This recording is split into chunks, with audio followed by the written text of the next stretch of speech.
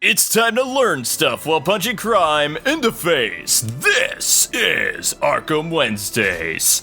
Hey, what's happening, gamers? It's Kwing here, and welcome to the laid-back episode of Batman Arkham Wednesday, or Arkham Wednesdays, whatever.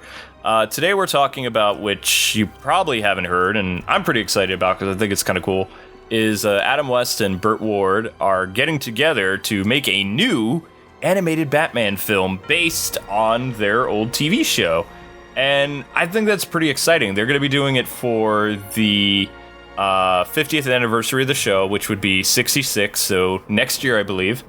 And it's going to be pretty awesome, but nobody has any details, so I'm going to speculate a little bit because that's what I like to do. So I think the new movie is actually going to be based on the relaunch of the comic books featuring the likeness of Adam West and Burt Ward, because those are really fun and unique and different stories that have a lot of that, feel for that time period, but it's not overly campy. And I think with the movie, it's going to be like around that same tempo. It's not really going to be, all kind of like, whoa, what's going on with this? This is too crazy. What am I watching? Brave and the Bold? No, I don't want to see this. My eyes. Yeah, I don't think they're gonna do that. I really don't want to see the Joker, the Penguin, the Riddler, or any of the cast members that are no longer around, because I think that would just be weird for the surviving cast.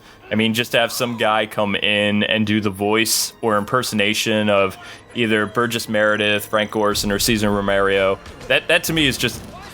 that's weird, and it kind of messes with their memory a little bit. I know the characters have appeared in the comics, and that's one thing, but to have another actor literally play them again, with the original cast that's still around, we don't know if Julie Neymar's is going to be in it or not, but I'm just kind of like, I don't want to see that.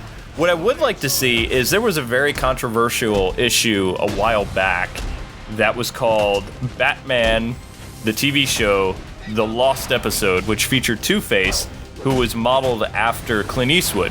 And I think that could actually work. And if they get like a really good writing team, they could take parts of the book that didn't work, because there were parts of the book that were kind of like, this feels too much like the TV show, not so much like the great writing and stuff that we saw from the comics. And I think that it could work pretty well if they did that. And I know that Kevin Smith, Fat Man on Batman, he had some really great runs on that comic, so I'd really like to see him get involved with the project and, just really make this show shine again.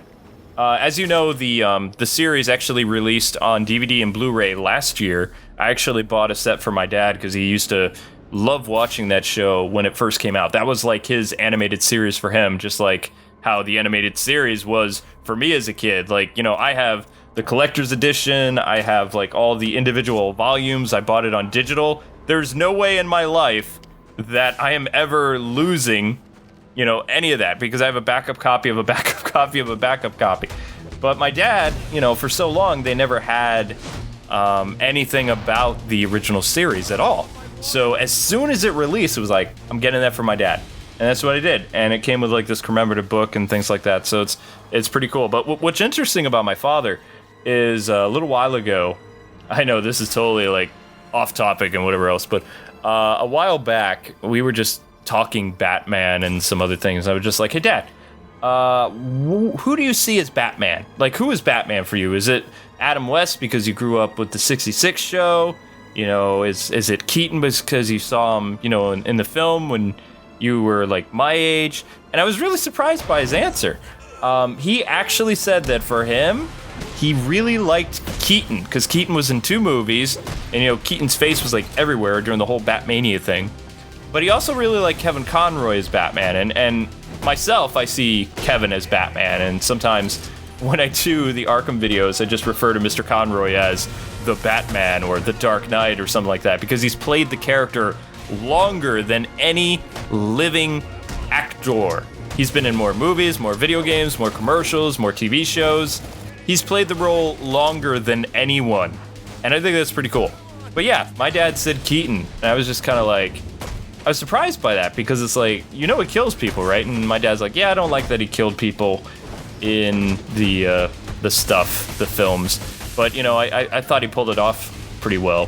One of my favorite memories with my dad was I got to go and see The Mask of the Phantasm in theaters.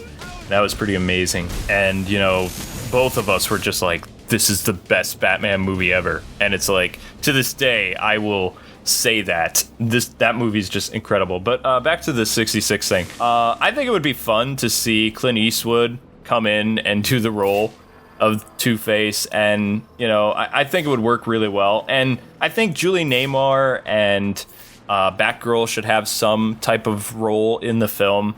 Just because both actors are still around. They really love their fan base, and it would just be fun to see some of the original gang back together again. But what's interesting is this is actually not the first time that Adam West and Burt Ward have reprised their role for an animated film. And actually, Batman, or West, he likes to call himself Batman, he came back and he did the voice for Batman with Burt Ward as Batman and Robin in a Filmation show, which was going on around the same time as another Batman cartoon show that was owned by Hanna-Barbera. And yeah, that kind of stuff could actually happen back then. You could have two different networks playing two different Batman shows. That can't happen today with Warner Brothers and their crazy bat embargo crap. But back then, you could have two Batman shows going. Except, some villains would look a little different. Riddler and Catwoman looked really weird in the Filmation show, but it had Batman, Robin, Batgirl, and Batmite. So, yeah. And you can actually get it on DVD. I did. I still haven't opened it because I'm kind of embarrassed. Like, I have this in my collection. Why? So, but yeah, it was cool to see Burt and Adam get back together to do that when, back then they were actually typecast because of the show. They could only get work that involved the character, either at conventions, which were very, very small things back then. They're not the massive, 60,000 people type things that they are today. Conventions were really, really small, and they paid hardly any. Also, sometimes, Burt and Adam would make appearances at auto places to announce, raffles for cars and things. I mean, it was a terrible time in the late 70s and early 80s for the original Batman and Robin. So they would do what they could. Adam became a voice actor, which he mostly is now, and he took over the role of Batman from Alan Stoley, who played him for most of the Super Friends variations, and then Adam West came in, I think it was 1978, 1979, and he did the voice of Batman, and it worked pretty well. I kind of liked that Adam came in and he was a voice of Batman, and I have all the Super Friends on DVD that Adam is the Batman, and I thought that was kind of interesting. The original actor who played Batman in the Super Friends actually became the voice of Professor Stein for Firestorm, because they brought Firestorm into the show. So you had the old guy who played Batman, and then the well-known guy playing Batman on the show, the Super Friends. And he stayed on and he did it into the Superpowers team, which was kind of a very different Super Friends show. They were going more towards the current style of the comic books, which was this darker look, and Adam really didn't fit the voice of the character. He tried, but the new art style and everything, it just didn't work. Rumor has it that they were actually trying to do a Batman cartoon pilot using the episode The Fear, I believe is what it was called, or something like that. And in the episode, Scarecrow learns Batman's greatest fear about, something that happened in Crime Alley, and he uses these skeleton, skulls to put Batman back in a crime alley, and Batman can't do anything because of what happened. And it was the first time on television that they showed the origin for Bruce Wayne and what happened to his parents. And keep in mind, this was 1983. This was, pretty big stuff for both comic book fans and, cartoon fans. This kind of stuff didn't happen. This type of storytelling did not happen. It was actually a real gun they showed too.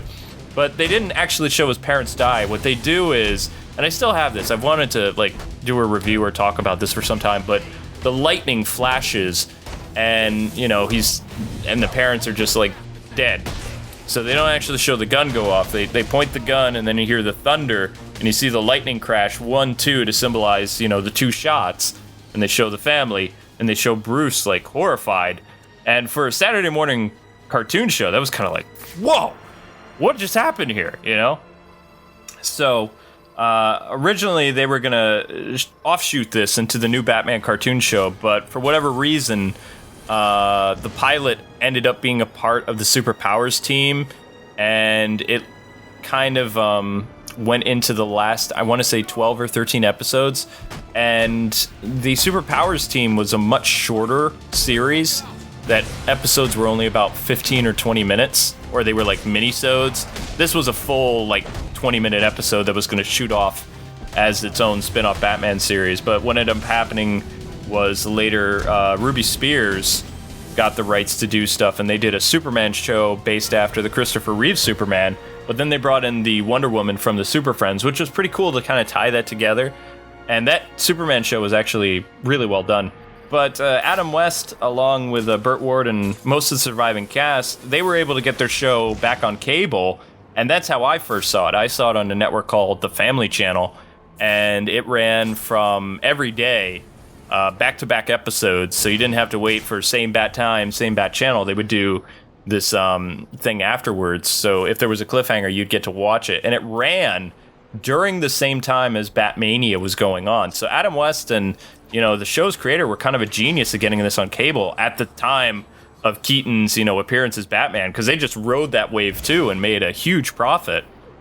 So, I mean, it was just kind of like a bummer that it took so long to get the show on DVD, but I'm really happy that they're going to make an animated film, and I really hope that it is based after the 1966-2013 comics, because those comics are actually really fun to read. They're not as dark and weird as a lot of the new 52 Batman comics, and I'm not dissing Snyder's work or whatever. It's just, it's a different time period. I would say that the 60s comics, they kind of reflect that era a little bit, but they also bring in a lot of Bronze element Batman stories that I loved. The only difference is, of course, it's the likeness of Adam West and Burt Ward. And I don't know if I've said this or not. I tend to lose my train of thought, but I think it would be really great if the new Batman and Robin versus film coming out, that they have some type of teaser or official announcement from Warner Brothers that, hey, this new Batman cartoon's happening and this is what it's going to be like. Enjoy the teaser or something. Or have Adam West or Burt Ward announce it. They talked about it at a comic convention they were just at, and Adam West was not worried at all about breaking NDA, unlike what happened to Kevin Conroy with Arkham Knight a couple years ago during the hype of Arkham Origins, and people were like, what? There's a new Batman game? It was like, oops. Adam was just like, they work for me, so I'm saying we have a new Batman film coming out during the 50th anniversary of the old TV show. And Burt was just kind of stunned, like, we're dead. So, yeah, that was pretty exciting. And they didn't do it at April Fool's, so you know what's happening. They actually did it early into March. I think it's going to be a fun little movie, and if it's anything like what we saw in the Lego Batman DLC with Adam West, that was just adorable and funny. But I hope you guys enjoyed this Arkham Wednesdays. If you have any questions or comments for me, make sure you hit me up on my Twitter at Kwing Reviews. I'll be around this week, and you guys can shoot me a question, and I will reply to you. So God bless, happy gaming, thanks for watching another Arkham Wednesdays, and until the next time, I hope you'll return to learn stuff while punching crime in the face. Good night, ladies and gentlemen.